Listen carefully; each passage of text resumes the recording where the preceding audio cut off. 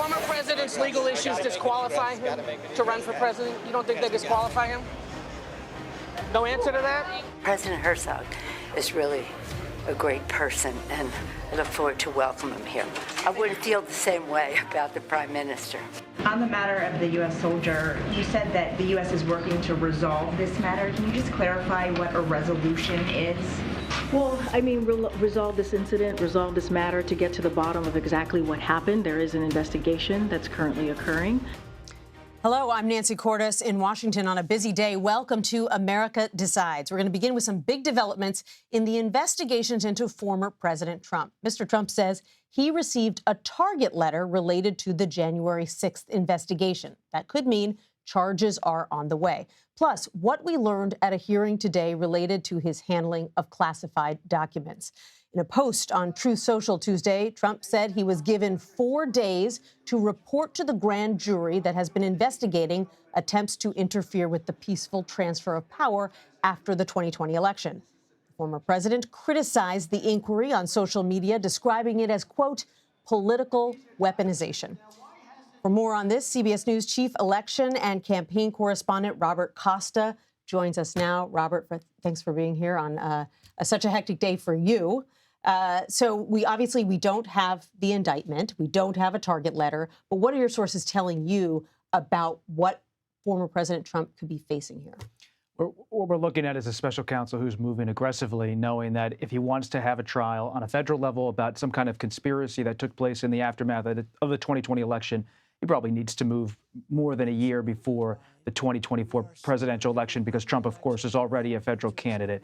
The challenge for the special counsel is that what he's doing, based on our reporting, is talking to so many witnesses across so many fronts.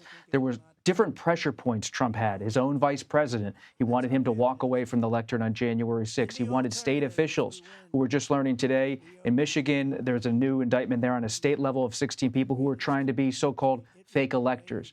And there are so many things that were happening behind the scenes: pressure on DOJ, pressure on activists, pressure on conservative media personalities, pressure on members of Congress on Capitol Hill, all to try to keep Trump in power under the illusion of election fraud, false claims of election fraud. This is very important right now for the special counsel, because if he's going to indict Trump for a crime, it will likely be, based on our reporting, knowingly moving forward with a scheme to stay in power, even though he was told repeatedly that doing so would be fraudulent, that by saying the election was rigged would be a false statement. And it's illegal in this country to commit fraud against the United States. So potentially very wide-ranging charges, very serious charges.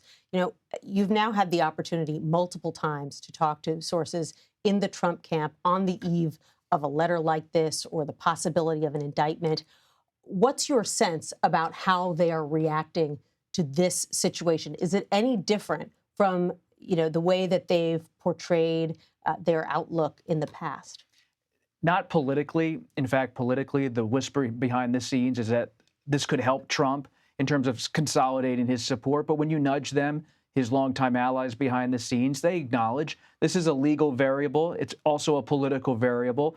When you face a federal indictment, it hasn't happened yet, but it's potentially on the horizon here. Who knows what's going to happen? And that's not just going to complicate your schedule. It could complicate your life in terms of trial dates, in terms of possible imprisonment if convicted.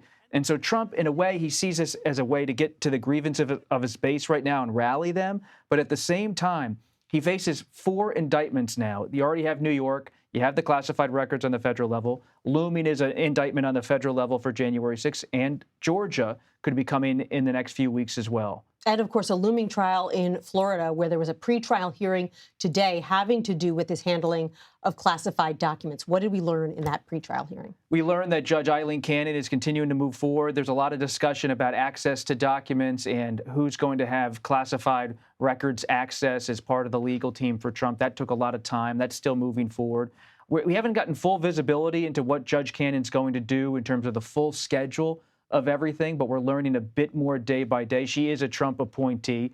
And this is a very serious case. Trump, as we were down there, he faces federal indictment for his handling of classified materials. A lot of time, if you just take one classified document out of a trove at the Justice Department or the Pentagon, you'll go to prison for a long time. So we're in a very fluid political moment and a fluid legal moment. And the open question is whether she'll decide to hold this trial next year in an election The year. Trump people are really hoping she pushes it till after the 2024 election. But Jack Smith, the special counsel who was spotted going to Subway sandwiches today, he's not saying much to the press, but his actions speak. This is someone who really is a prosecutor who doesn't want to have a public fight, but privately, behind the scenes, legally, is as aggressive as anyone I've ever seen in terms of holding Trump accountable. We'll see how it all plays out. But for now, really moving forward at a fast clip to send a target letter. I don't care if you're a former president or anyone, you never want to receive a target letter from the Justice Department. That's bad news. No, you don't. And usually when they say they're going to get one of those letters, it happens sooner rather than later. Bob Costa, thank you so much for bringing us the latest details. Florida Governor Ron DeSantis is reacting to that target letter sent to former President Trump in the January 6th case. In an interview with CNN, he said the country is, quote, going down the road of criminalizing political differences. I don't want to look back. I do not want to see him. I hope he doesn't get charged. I don't think it'll be good for the country. But at the same time, I've got to focus on looking forward, and that's what we're going to do. CBS News senior White House and political correspondent Ed O'Keefe joins us now from South Carolina, where he is covering DeSantis. Ed, good to see you. Nancy, good to see you.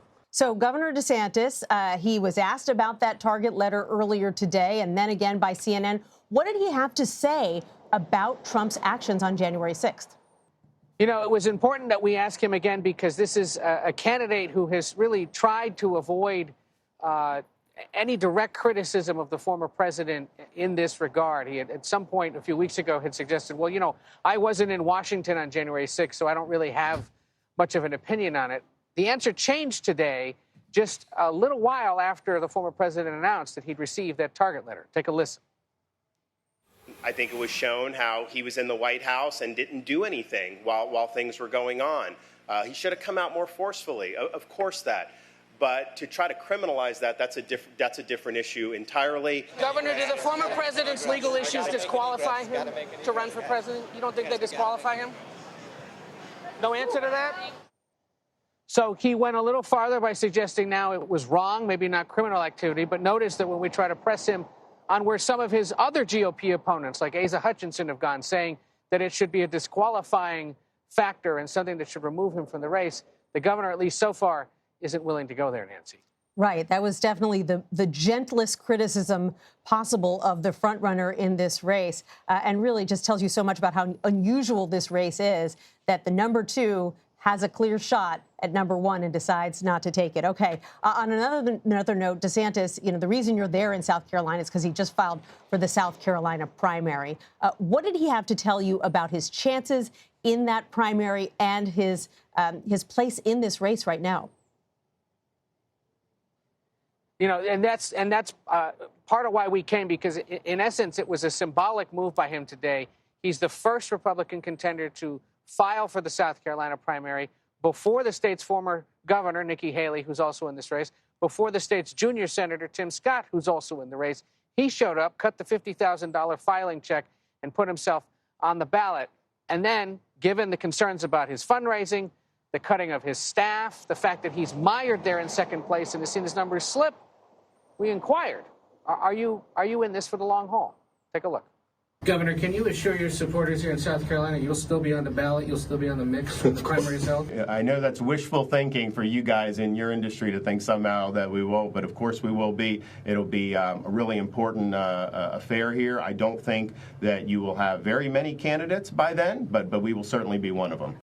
Not necessarily wishful thinking. It's just merely a reflection of the fact that there have been candidates like him before who come out with a big head of steam, are able to raise a big amount of money, but then burned through that money rather quickly. Let's think of Scott Walker a few years back, Tim Pawlenty as well, two Midwestern governors who were seen as potential presidential nominees, got in the race, got a lot of great press, started hot, but then burned out because they spent through their money too quickly. Kamala Harris arguably had the same problem during the 2020 cycle on the Democratic side, never made it to the primary. So that's why we ask.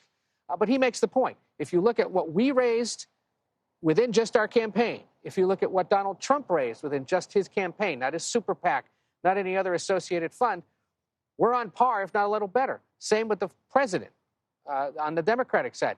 His campaign raised the high tens of millions of dollars. Overall, though, with the way Democrats can raise money, they raised $72 million. So his point is, I'm doing just fine in terms of money right now. certainly compared to others in this race. And yes, they'll be here to go to distance. But what today's announcement by the former president really did do, Nancy, and maybe this is why the former president announced it the way he did this morning, around the same time that Governor DeSantis was signing that paperwork, is it once again snatched the headlines from the Florida governor and anyone else and immediately turned all the attention back on the former president, who, as we've documented, often then sees a rise in the polls when he faces legal issues. Well, a lot to talk about with both the front runner and the number 2 in the Republican primary today. And Ed is on top of all of it. Ed O'Keefe, thank you. Several Trump loyalists on Capitol Hill have already defended the former president in response to today's news.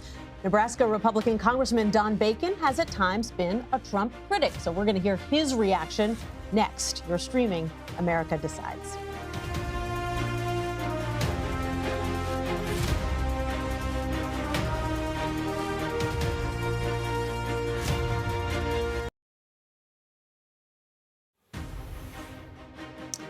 Welcome back to America Decides. Reaction from Capitol Hill is pouring in following Donald Trump's social media post saying that he's been informed by special counsel Jack Smith that he is a target of the investigation into efforts to overturn the 2020 election. Nebraska Republican Congressman Don Bacon joins us now. Congressman, thanks so much for being here. Thank you, Nancy. Thanks for having me on. Absolutely. So I have to start by asking you about the big news of the day, and that's Donald Trump announcing that he's facing another possible indictment, this time related to his efforts to overturn the election, allegedly. So what's your reaction? And do you think that this should disqualify him in his bid for president? Well, first of all, I think the charge is serious. Any charge from a federal court like this is serious. Secondly, our elections are precious and we have to protect them. We work hard during an election to win. And I'm a believer, after 4 elections and more than that if you count primaries, that you win gracefully. And if you lose, you try to do so gracefully as well. And the courts weighed in at every step. And so we have to protect our elections. And finally, I would say, let's let the rule of law decide here. We believe in the rule of law. So let the prosecutor make his case. We'll let the defendant, the president, make his case. And then we'll determine if the election, whether or not he should run or not, and make that judgment based on the verdict. In this case, both sides get to make their case, and I'm willing to listen. I want to play for you what House Speaker Kevin McCarthy said about this. He has a very different take, and I want to get your reaction. I think the American public is tired of this. They want to see equal justice, and the idea that they utilize this to go after those who politically disagree with them is wrong. Congressman, should he be taking this approach, writing off charges and potential charges against the former president as simply the weaponization of government? Well, I would say there are differences of opinion. I do believe these charges are serious. I'll say that right up front. I know many of my colleagues see some disparities, whether, it's some of the previous cases with secrets in a garage, secrets in apartments versus the president being charged. I would also say 2 wrongs don't make a right, and all these cases are different. So I wouldn't say that I share the speaker's opinion on this. I would like the prosecutor to make his case, and then the president gets to defend, and we'll go from there. Let's talk about defense spending. You sit on the House Armed Services Committee. Defense spending, normally a given, but last week it barely passed in the House after your party attached some amendments having to do with abortion and transgender care in the military. Did those amendments belong on that bill? And will you vote for the bill if the Senate strips the amendments out? Well, your second question, yes. This is going to look like 2019 when the Democrats controlled the House and the Republicans controlled the Senate. The Democrats put in a lot of their favorite bills, and it was a very partisan vote. The Senate stripped it out, and then it was passed in a very bipartisan way. I think this will roughly turn out the same way. We passed what I would consider a very Republican-oriented bill, pro-life, and a lot of these various factors. I would point out, though, Nancy, that about 9 or 10 amendments were also defeated by Republicans and Democrats as well. So there was some bipartisan elements in what we passed. But the Senate will, is controlled by Democrats. They will strip out some of this, maybe much of it. I don't know how much. And it will come back. Well, we'll be doing a reconciliation bill, And I very much assure you and the American people that whatever we reconcile with the Republican House and Republican Senate, it will be passed overwhelmingly by the House. Well, those are encouraging words. Right now, Alabama Republican Senator Tommy Tuberville is blocking dozens of military promotions over abortion. Do you see his moves as a threat to military readiness? That's how the White House described it today. If this goes on for a long time, it does have impact. But there's two sides of the story, Nancy.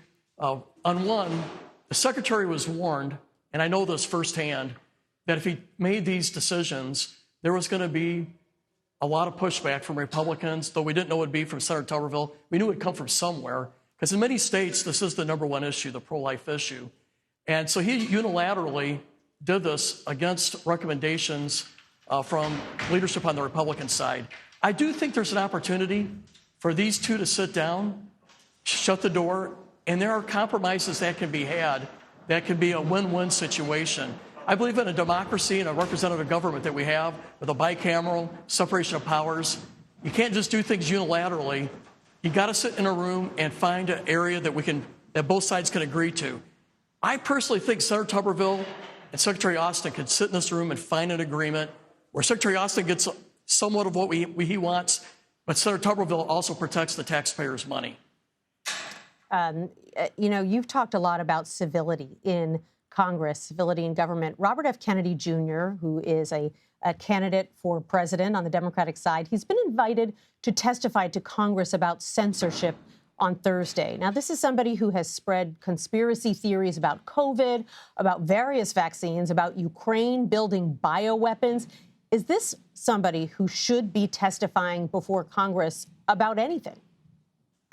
Well, I disagree with Mr. Kennedy's comments, whether it was the COVID and how it was selectively engineered to protect the Jewish people. I think that can easily be twisted into some of the old Jewish anti-Semitism tropes that we've seen in the past. I'm a supporter of Ukraine. I think it's in our national security interest. But I also know that it's all right to get differing opinions, and there's more cost if we shut people off in our system of government because people will feel like they're being discriminated against or not given a voice. So I disagree with Mr. Kennedy, though I don't want to prohibit him from having a voice because I think the cost of doing so is even greater. We just got to be clear when we disagree and say why. That's part of freedom of speech and our freedom to debate these key issues. Interesting. Congressman Don Bacon, it's always so interesting Thank you. to talk to you and get your perspective. Thank you so much. A U.S. soldier is detained in North Korea after walking across the border into the country. What the White House is saying about this bizarre developing story next. You're streaming America Decides.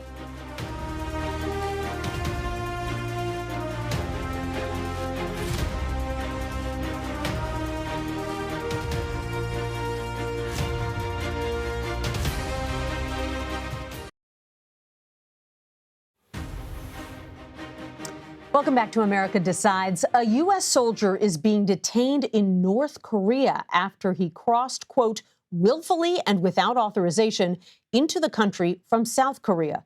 Officials say he crossed over the military demarcation line during a tour. The soldier had been released from military detention and was being escorted out of South Korea. The United Nations command says it's working to, quote, resolve the incident. For more, CBS News senior White House correspondent Weijia Jiang joins us now. Hi, Weijia. Hi, Nancy. So the White House is talking about how closely they are working with several agencies to try to get to the bottom of what happened. That includes, as you mentioned, the State Department, the United Nations, Department of Defense, to try to understand what transpired. But also, as you mentioned, they do say that this soldier, who U.S. officials tell CBS News was Private Second Class Travis King, crossed over willfully. And so there are a lot of questions, Nancy, about, his thinking, about why he did it, what he was hoping to gain out of this.